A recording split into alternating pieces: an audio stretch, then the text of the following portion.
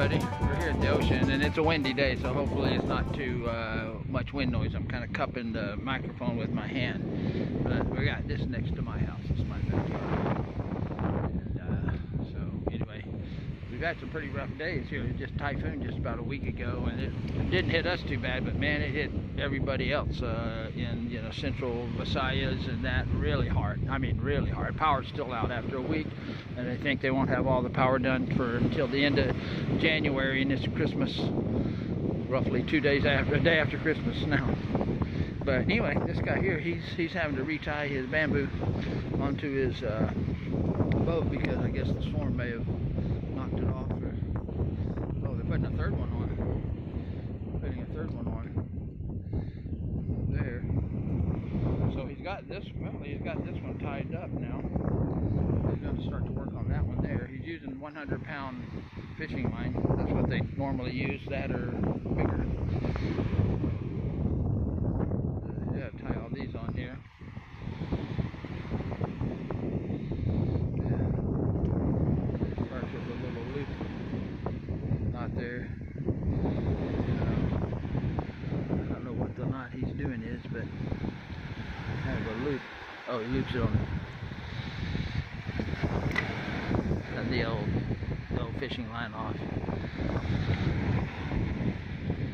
It's stuck in the groove there where there's like a saw cut, looks like.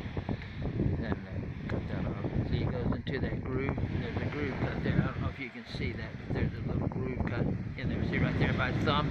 Right there. He starts it in there, and then starts rolling it around. Looks like he's using about maybe 10 feet of line, roughly. Trying to get it centered there. See, that side hasn't been done yet. But they put it through here. They got all the techniques down. They've been doing this for 50 years or 100 years, however long they've had monofilament fishing line. They call it nylon, and it's kind of etched in there. It's kind of like where that kind of X is there, or Y if you look at it upside down, or V. It's all like notched in there so that it kind of rides in that and doesn't slip off. And like I said, on the very end there, they've got that cut there that they put the first start right in that line there. That's where they put the first loop of line, so that it holds on to this piece, and then they start wrapping around there. Basically, it's like sewing. Yeah.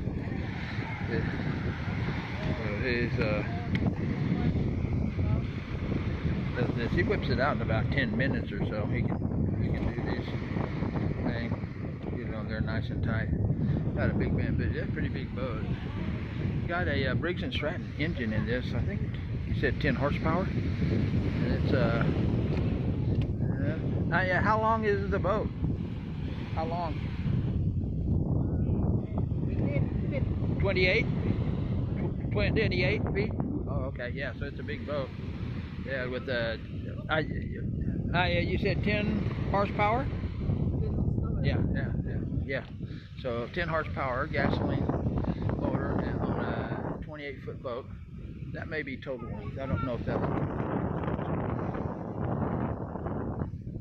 But this is a Costco boat. Mine is a flat bottom 3-cut boat. What kind of do you fish for? Is it squid or regular fish?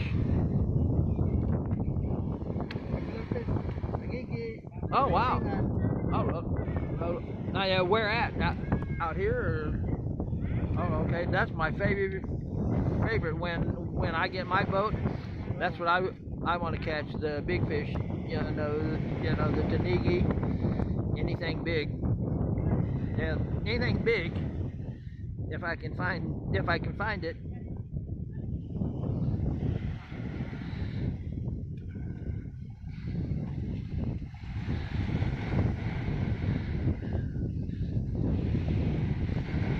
Kind of looping it through and tying it off here at the end to several knots, several just traditional knots. There we go. Got that side done. Got to go over and do the other side now. But yeah, so he's fishing for big fish. tanigi and bigger fish in this boat.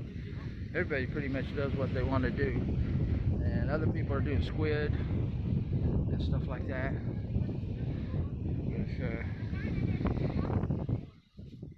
Had to get to see these little holes here. These are bamboo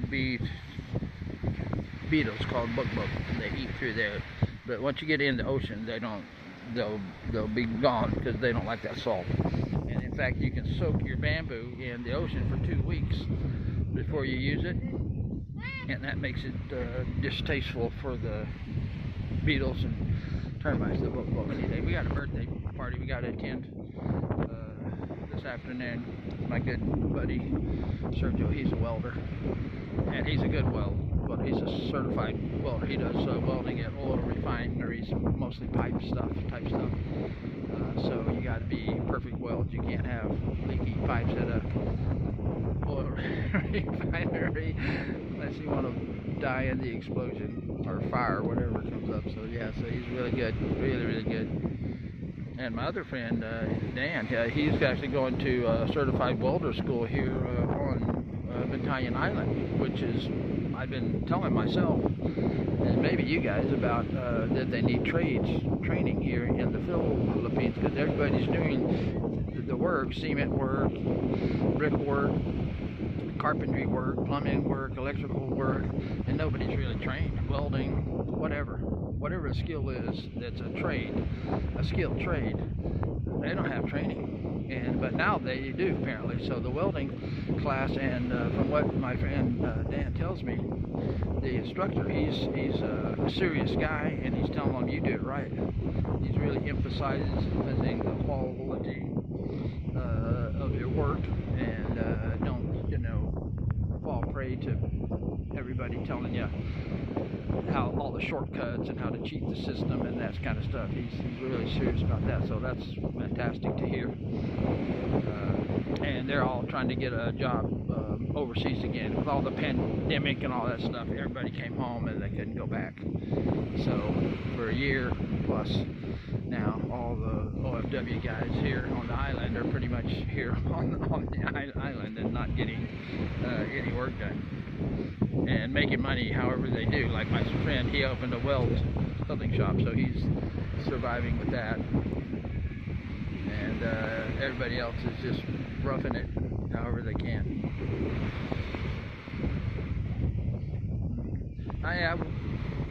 What size of a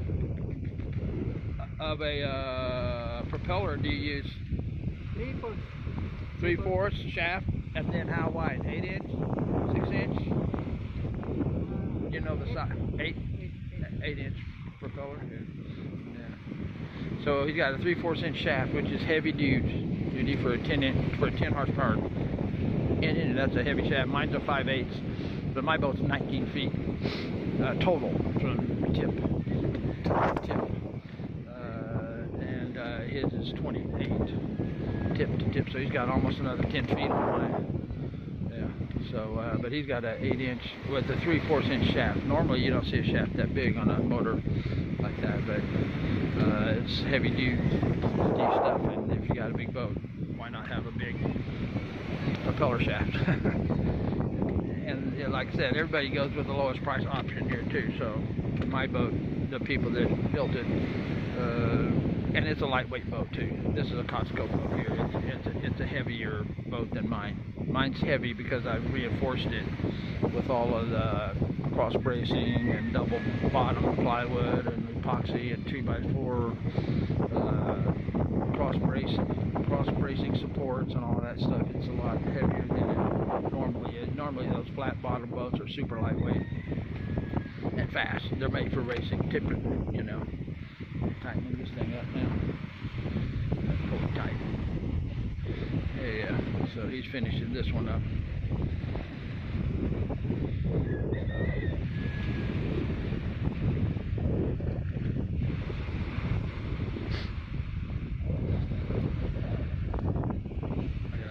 I gotta get with this guy because he catches the fish that I like to catch.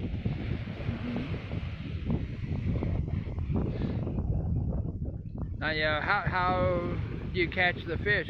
Do you have lure Or do you have bait? Do you have like long line or net? Oh, okay, with net. Oh, okay. Well, we lashed these guys down. I didn't. He did. Alan did. That's his name is Alan. He's a fisherman. I met him a while back, a couple of times, but it was nighttime over there, and I didn't recognize his face until he told me his name. It's like, oh, I know Alan. Okay.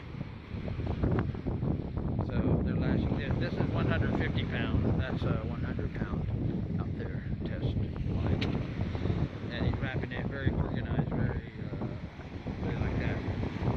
It's not overlapping or crossing or nothing like that. If you've ever seen like those Warham, sailboats, like the tiki style Polynesian catamarans, the brand, a guy named Warham would make all of the blueprints and sell the blueprints. He didn't build the boats, he just made the blueprints, but they're all lashed. He's got the catamaran hull here and the other catamaran hull there, and everything is lashed with lumber going across, and then some kind of a deck between it, and maybe like a cabin on the sides of each one.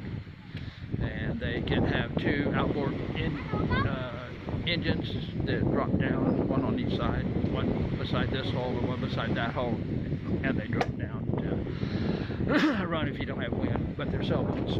But that's how they do it. They lash these things. This is their standard lashing stuff. They don't. There they use, I think, the Dyneema and that. But here they use the fishing line because it's very low price. I mean, Dyneema is kind of expensive. It's a Dacron, I think, is the actual fabric. So anyway, he's lashing all these now. I think he's got those back ones are lashed. This one needs to be lashed. That is lashed. That one needs to be lashed, and then he's done. It's got the lashing for the sidewall. Like I said, he fishes with nets, so his nets roll smooth, and they don't get snagged on the little pieces of fluff. Even if you put your hand on here, you'll see that the net will get snagged on this bamboo, even though it's relatively smooth. It's not like PVC where you just roll it on and roll it off. So anyway, we will be back with more lashing down those outriggers on a bunker boat. Bye for now. Anyway, the final step here is to tie these braces, these lines here, over to the outrigger now. So he's doing that. Tie it on there.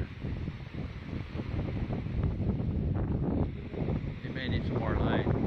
Yeah, he's gonna have to get some more line. So they just tied that one on over there, and then they put that one in the center. So it's kind of like a star pattern where all the way around they got three there going there, there, and there, and then three here going here to the front.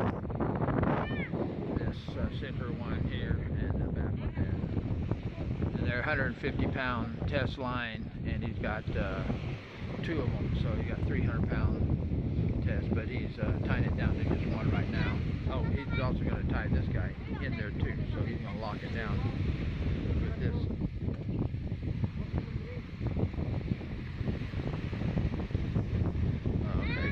Technique here. Pull this tight like kind of like a trucker's hitch. There we go. Done deal. He's good to go, and we will be back. Here's his propeller holder. It's the same size as mine, about an 8-inch two-blade. What does it say on the side here? Oh, well, this is a 3/4 shaft, so it's a bigger blade. So it's 3/4 by 8 by 1/2 HD. Oh, 8.5. So it's 3/4 by 8.5. And I don't know what HD stands for. But 3/4 of an inch shaft. That's a big shaft there. That's where they say my diesel should have a 3/4 inch, but I'm going to try to run it with a 5/8 and see what it does. And then 8.5. I think they should use bigger blades, but he's got a 10 horsepower, so that's about right. In the U.S., on a 10 horsepower outboard, you'd probably have 3 blades and a little more pitch than what they got. But I don't know what all the difference is, but there's a difference. But they like these. This is all that they use here, so they may know what they're doing with these bunker boats better than me. getting pretty strong here, so I'm going to cut this and we'll be back. Tying down the outriggers.